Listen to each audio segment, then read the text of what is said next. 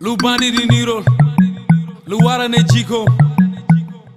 wama lu bandi di nirol lan mo wara nek jikom lu bandi di nirol lu wara ne jiko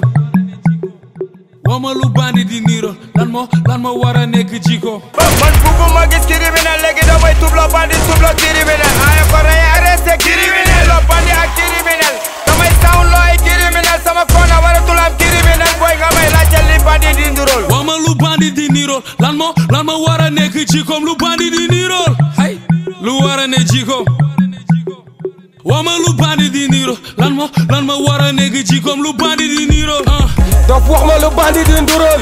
lu jabaru bandi di nduróol dégguma lu bandi di nduróol ngi nii lu jabaru bandi di nduróol ay laajte lu bandi di nduróol ngi nii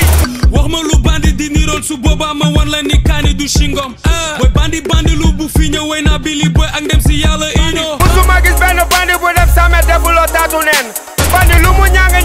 bu demee 100 mètres foog mu def taatu neen boy bu ma laajte waay lu bandi di nduróol waay bandaw boy bi xamuma na ma laajte manu boy yàgg naa ko yëngal ba may gone doonoon boy